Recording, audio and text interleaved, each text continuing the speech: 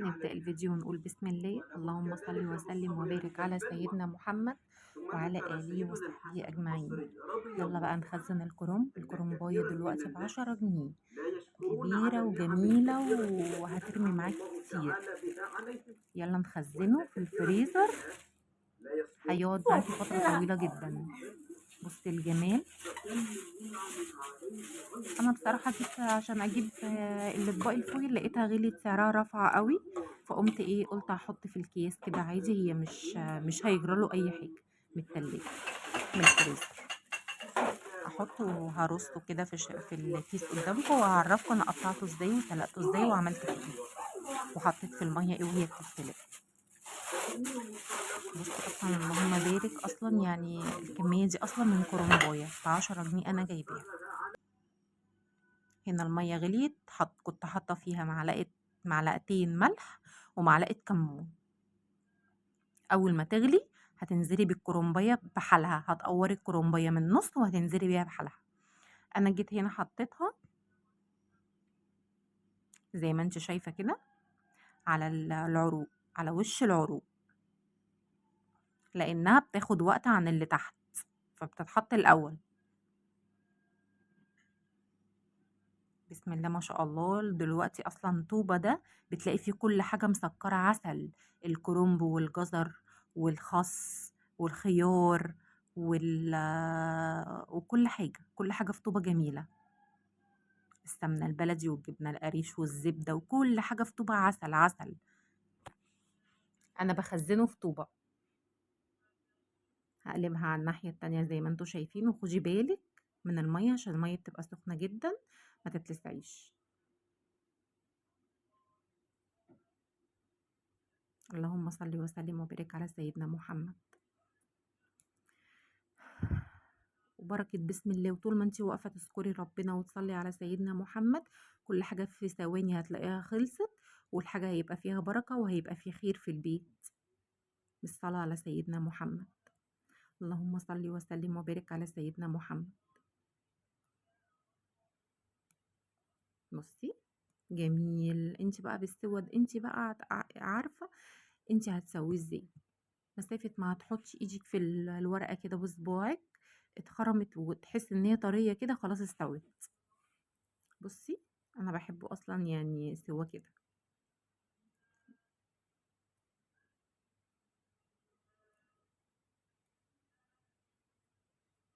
ادعموني بلايك وكومنت حلو كده من كومنتاتكم، واشتراك في القناة علشان يظهر لكم كل جديد انا بنزله. وشوفوا انتوا عايزين اعمل لكم ايه بايديا وانا اعمله لكم عينيا. يا رب بس اكون خفيفة على قلوبكم.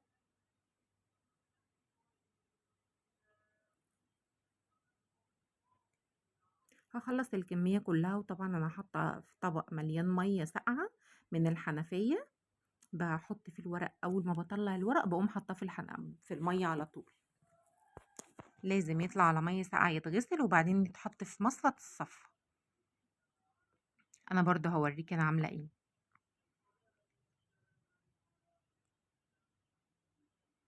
بطلع الورق كله اهو بكل سهولة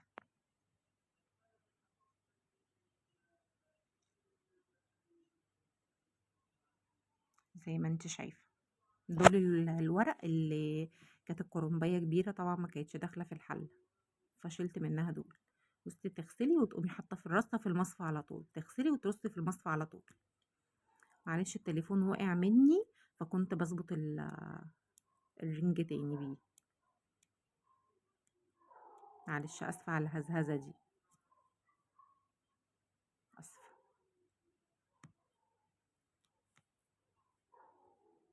بس الحمد لله اتظبط. هسلق بقى الورقتين الفاضلين دول، واحطهم في الميه، وبعد ما احطهم في الميه اقوم شايلاهم وحطهم في المصفى يصفى.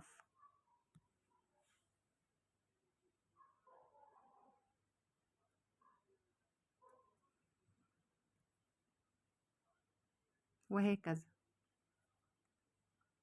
هنا بقى جبت القطعه بتاعتي، وهحط الورق كده زي ما انتوا شايفين، مش هقطع ورقه ورقه، لا هحط الورق كده على بعضه، على بعضه كده، وهقطعه مره واحده. هشيل العروق منه كلها مرة واحدة في ثواني، ما بياخدش اي حاجة.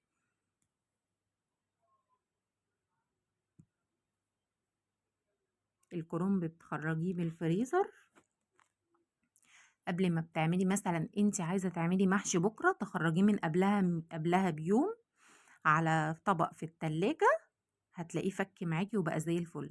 ما ينفعش يخرج يتحط في مية لانه بيبوش وبيتهري. انت طلعي الكيس قبلها بيوم من بالليل، حطيه على رف التلاجة، هتصحي الصبح تلاقيه زي الفل، ما فيهوش اي حاجة. عن تجربة شخصية والله العظيم، انا طول عمري بعمله كده. اقفلي بس الكيس كويس، وهو بصي هيقعد معاكي بالسنة. بصي بقطعه ازاي، طريقته سهلة جدا.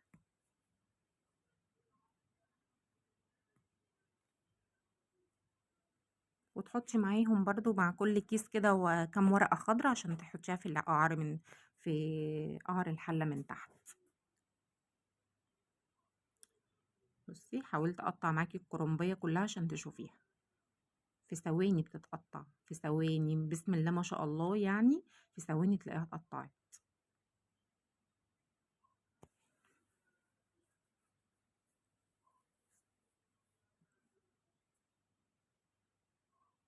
بصي الورقة على حسب بقى انت عايزة الصباع قد ايه. انا بحب الصباع صغير، يعني هو ده حجم الصباع اللي انت بتبقي عايزاه، انت بتتحكمي فيه.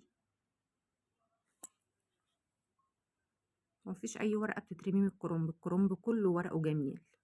نقي بس الكرنبية تكون الورقة بتاعتها ناعمة كده، وما تكونش فيها ضلوع، وما تكونش مكتومة، تكون مهوية، تقيلة بس تكون مهوية، تحطي ايدك عليها كده تكون مهوية.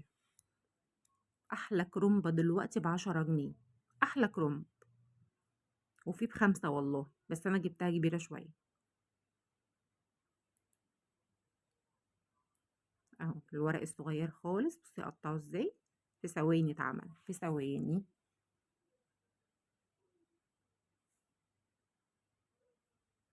بسم الله ما شاء الله، اللهم بارك.